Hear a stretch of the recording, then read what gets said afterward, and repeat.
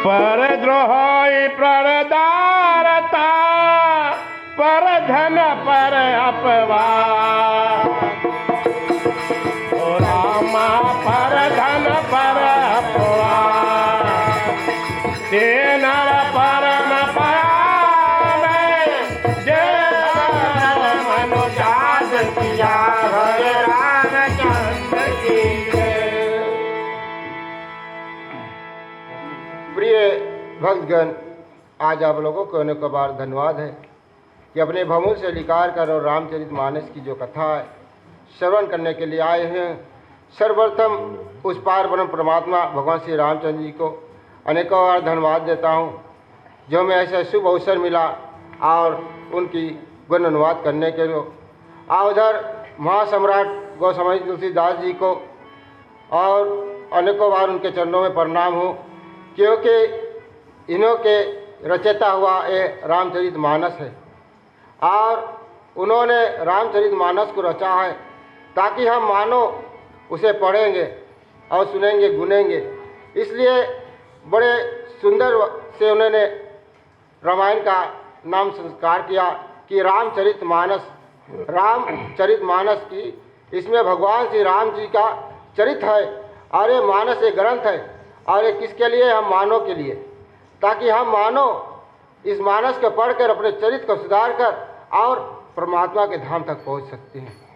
और आज की जो कथा है वो उत्तरकांड की कथा है और पर द्रोह परम प्रति प्रधान पर अपराध अतः न परम पराय दय धरे मनुजात, यानी कि दूसरों से द्रोह करने वाले और दूसरों के स्त्री से प्रीति करने वाला अपराय धन लेने वाला इच्छा वाली होते हैं। इस कलिकाल कलयुग में ऐसे भी मनुष्य होते हैं।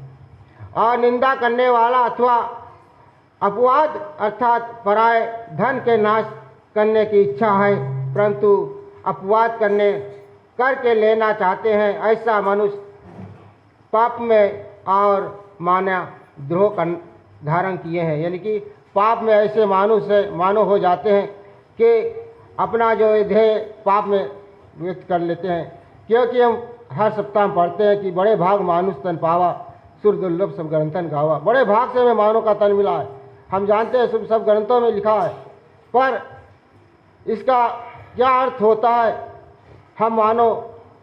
क्योंकि मनुष्य और पशु में ये चार वस्तुएं सामान्य हैं: आहार, निद्रा, वैभव और विषय भोग। ये चार वस्तुएं स्वभाव है सभी मनुष्य और पशु में।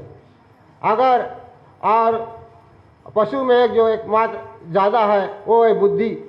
पशु में भी बुद्धि होती, मानव में भी बुद्धि होती, लेकिन जो मनुष्य का बुद्धि है सर्वश्रेष्ठ होता है। इसलिए मनुष्य जानता है कि हमें खाना है, क्या पीना है, क्या करना है। तभी ये ग्रंथ गोस्वामी तुलसीदास जी ने और मानव के लिए लिखे हैं। अथवा और राक्षस ही है कारण बिना ही धन दास धारण आदि को छीनते हैं, और ऐसे इससे मनुष्य जात कहा अथवा और झूठी निंदा है। यानी कि इस प्रकार से अगर भेदभाव हमारे में रहेगी तो हम समझ लो और बिना सींग और पूंछ के पशु की समान समझिए। चले हम आगे कथा चौपाई के माध्यम से देखते हैं।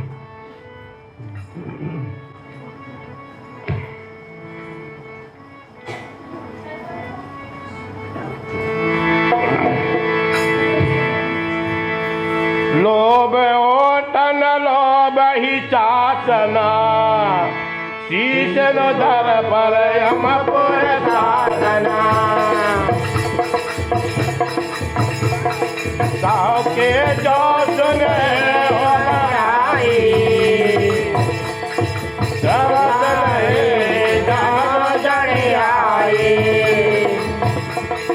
जब का हो के दुखी हो मानो जगन हो गए। स्वार्थ रत परिवार विरोधी, लगन काम लो भाय क्रोधी।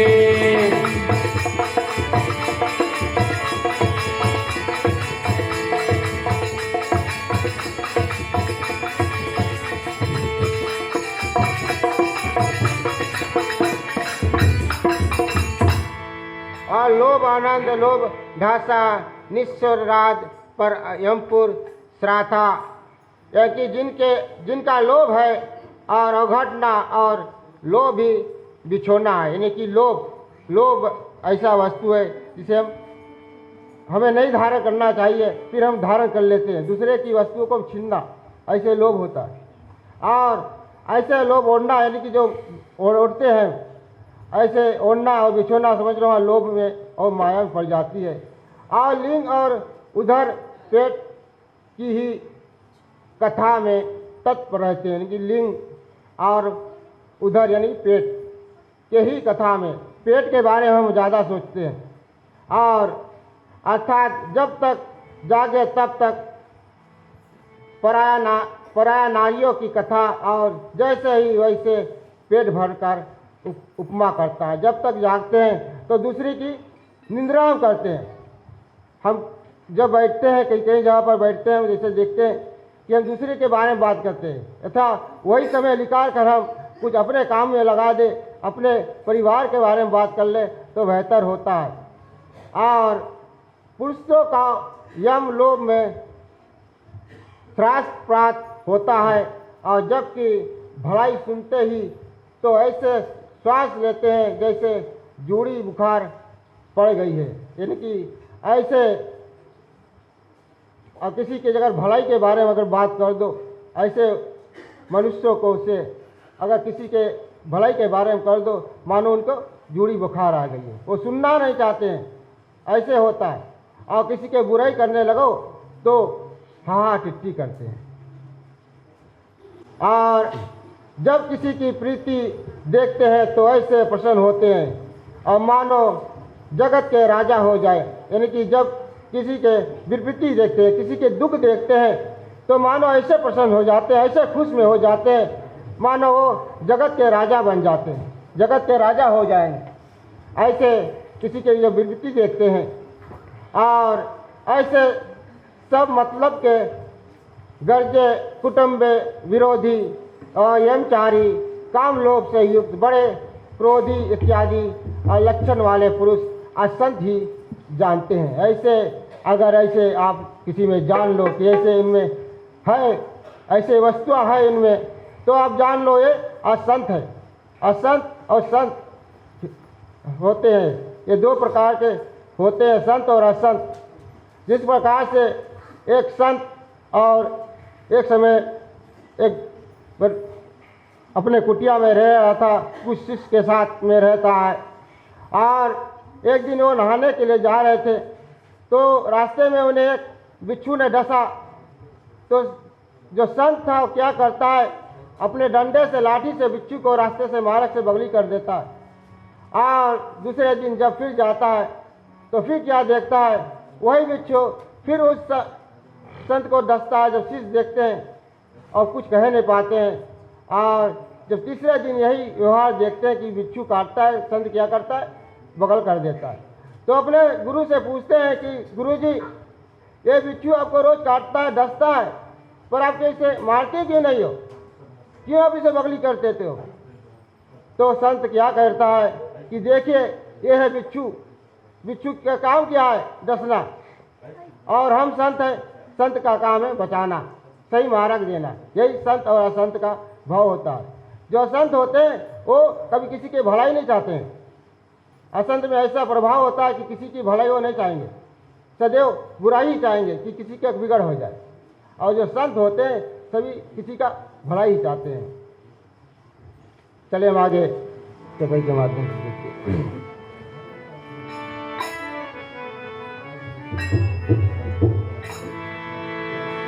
मात पिता गुर ब्रे प्राण मन ही आप गए और धान ही आए।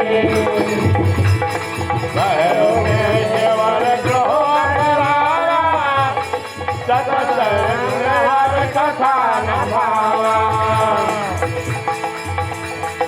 और गुण दीन मांद मत कामी वेद बुध पर धान हसामी। देव परदेव विजेता धर्म कपट जी अधर सुदेशा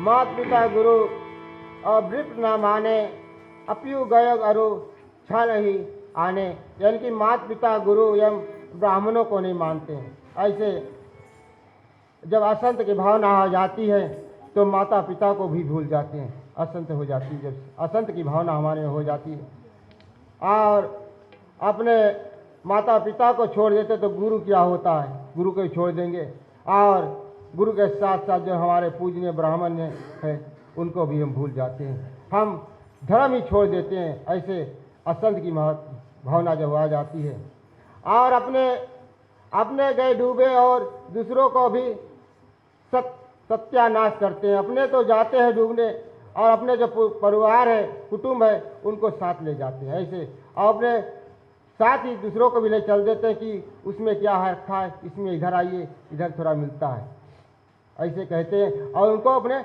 बहकावे में ले चलते हैं और वो अज्ञान के वशीभूत हो पराया धो करते हैं और उनको अच्छे पुरुष की संगति और नारायण की कथा अच्छी नहीं लगती है। और जब ऐसा भावना हो जाती है तो वे द्रोह करने लगते हैं और गलत रास्ते पर निकल जाते हैं और अच्छे पुरुषों की संगति नहीं करते हैं सदा, और नारायण की कथा तो सुनने की इच्छा नहीं होती है। और अवगुण के समुद्र बड़े मतिमंद है और कामनी होती है। अवगुण के जो समुद्र है वो बड़ी होती है और मतिमंद होती है। जब अवगुण हो जाती है तो उसका समुद्र का कोई ठिकाना नहीं है, क्योंकि जो सत्य बोलेंगे सत्य में विजय होता है। अगर झूठ हम बोलना शुरू कर दे, एक झूठ फिर झूठ बढ़ता है, खत्म नहीं होता है।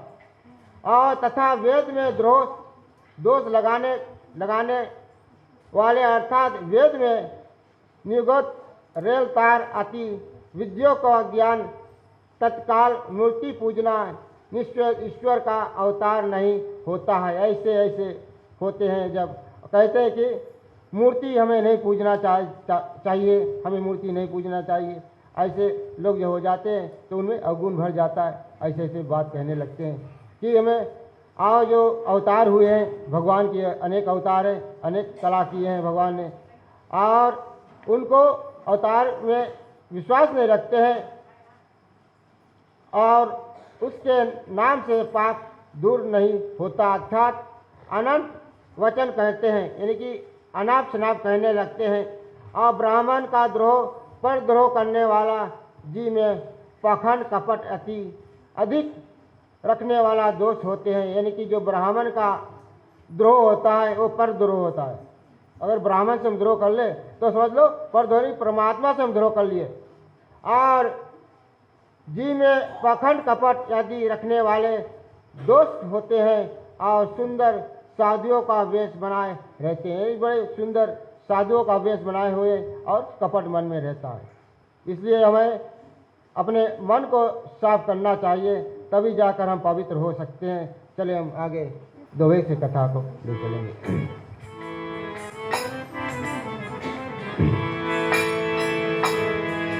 ऐसे अधम मनुष्य खवे त्रेतायुग त्रेता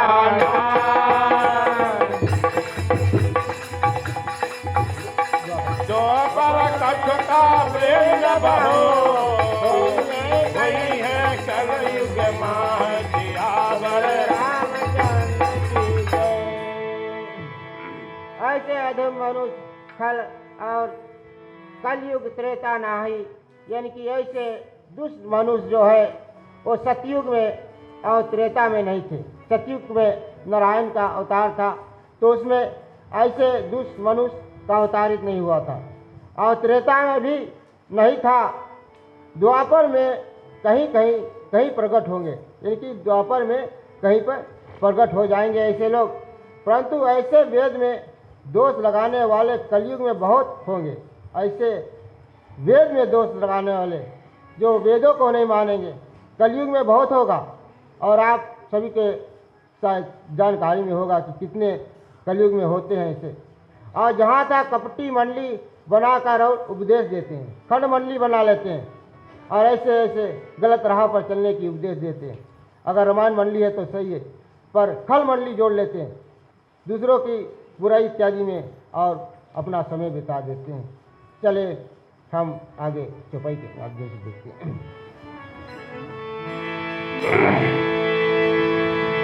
परहित सरस धर्म नहीं भाई, पर पीड़ा सम नहीं अजमाई। में सकल पुराण विदेकर, कहे हो तात जन ही बिना। नर शरीर धरि जय पर पीरा, कहे तो सही महाभय धीरा।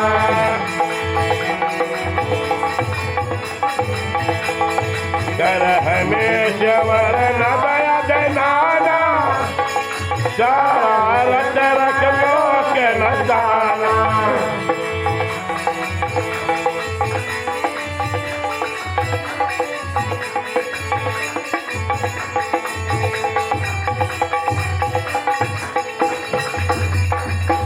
प्रेम से रामचंद्र भगवान की।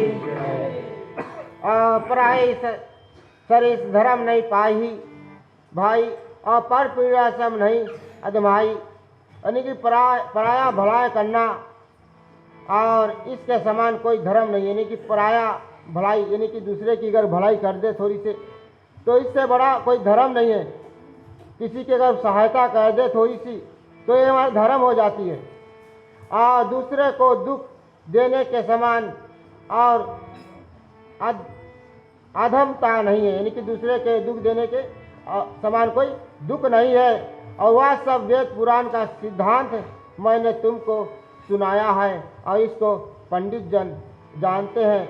और कहते हैं काकभूषण जी गरुड़ जी से कि यही सब जो वेदों का अनुस्मान है मैं आपको सुनाया है। और इस कारण परोपकार करना और परम धर्म, यानी परोपकार दूसरे के पर उपकार करना, दूसरे पर उपकार करना, यानी दूसरे की अगर सहायता कर दे, यही परोपकार होता है। और पर परोस रहे संत विषय बहुता, यानी कि दूसरे के दुख ना दे। और मनुष्य का शरीर धारण करके जो दूसरों को दुख देते हैं वो संसार में दुख में पड़ते हैं, यानी संसार में दुखी में पड़ते हैं। जो मनुष्य होकर और मनुष्यों का दुख देते हैं, दूसरों को दुख देते हैं, अर्थात बारंबार नीचे योनियों में शरीर धरते मरते हैं। यानी कि बारंबार दूसरे नीचे शरीर में और शरीर धारण करके और जन्मते मरते हैं। यानी कि जो हमारा ये जीवन मिला है, ये जीवन का उपकार यही है कि हम अपने जीव को और परमात्मा के धाम तक पहुँचाएं इस शरीर के मानव तन के जरिए। क्योंकि दूसरे शरीर में अगर ये जीव प्रवेश करेगा तो ये परमात्मा तक नहीं ले जाएगा। इसलिए परमात्मा तक ले जाने के लिए मनुष्य का तन मिला है, और ये भगवान में लीन होना चाहिए, तभी ये जाकर परमात्मा में लीन होगा। अथवा हमें फिर से जन्म और मरण के चक्कर में चलते रहना पड़ेगा। और मनुष्य अज्ञान के वश होकर अनेक पाप करते हैं, अज्ञान के वश होकर और अनेक पाप करते हैं, और अपने स्वार्थ में रहकर परलोक में भ्रष्ट हो जाते हैं, और उन्हें स्वर्ग नहीं मिलता है। स्वर्ग तो मिलता नहीं है। अगर स्वर्ग भी मिल जाए, स्वर्ग में भी कुछ दिन की अवधि होती है, और उस अवधि को समाप्त कर कर फिर हमें संसार में आना पड़ता है। इसलिए नरक और स्वर्ग में ये ऐसा चक्कर चलते रहेगा। चलिए हम आगे चौपाई से कथा को आगे ले चलते हैं।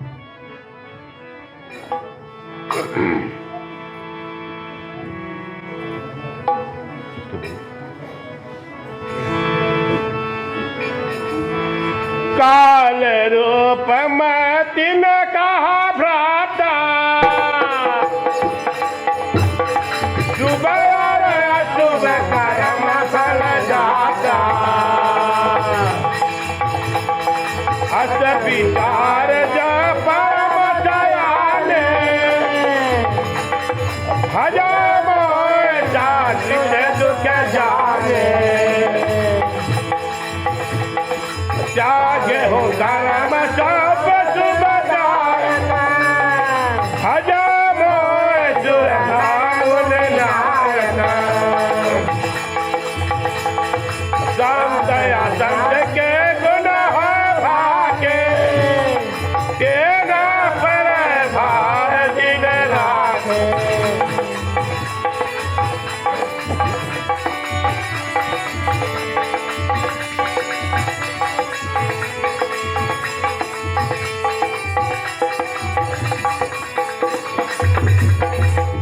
प्रेम से रामचंद्र भगवान की। आओ उधर भगवान श्री रामचंद्र जी अपने भ्राता भरत जी से कहते हैं कि सुनिए भाई भरत, ऐसे ही पुरुषों को मैं काल रूप हूँ, ऐसे अगर पाप रूप पुरुष होते हैं तो उनके लिए मैं काल हूँ, काल का रूप हूँ और संहार करता हूँ। काल बनकर ऐसे पापियों को मैं संहार कर लेता हूँ और शुभ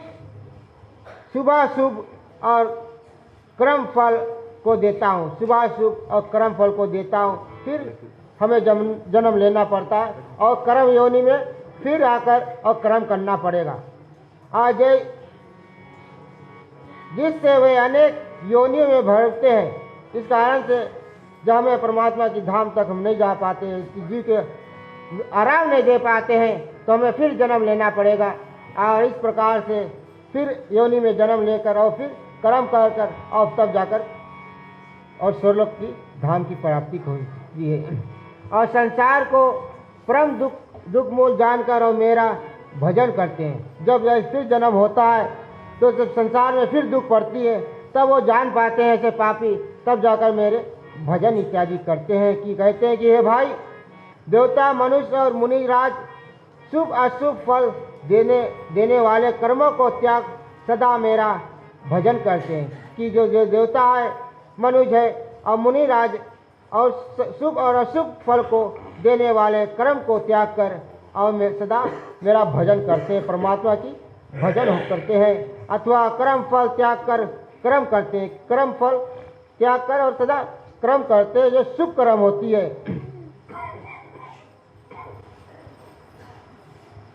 और कर्म फल त्याग कर्म करना चाहिए। और ये तुमसे संत और असंत के लक्षण कही है, और जिसे वह जान रखा है वह दोष संगति से संसार में नहीं पड़े। कि ऐसे मैं आपको संत और असंत के माध्यम से कथा को सुनाया हूँ, और वह मनुष्य असंत के संगत ना करे और असत से हमें पाप मिलेगा और संत से हमें गुण प्राप्त होगा। और चले आज की जो कथा है हम अंतिम दोहा से चले हम एक कीर्तन को पेश करेंगे।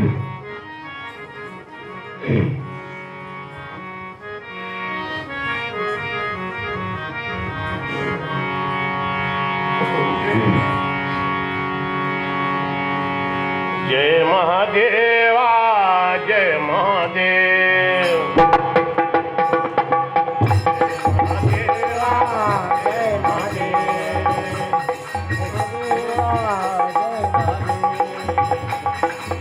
आदि सृष्टि रचाने वाले, सबके पालन करने वाले,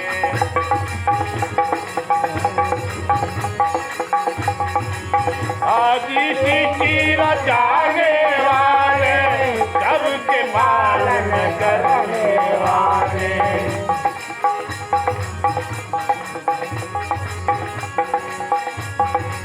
गढ़ कैलाश पर रहने वाले, डमरू के बजाने वाले। जय महादेवा जय महादेव, जय महादेवा जय महादेव।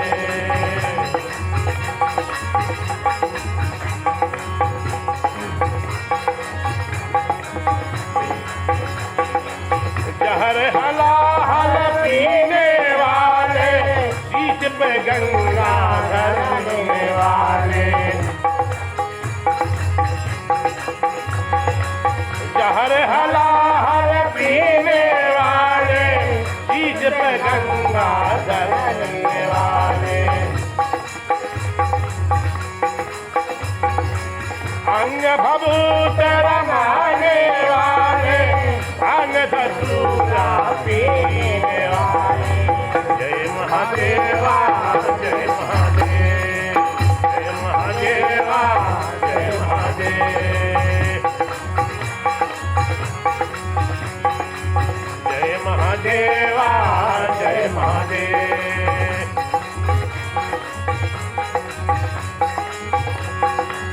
बूढ़ा बैल पर चलने वाले, पार्वती संग ब्याहने वाले,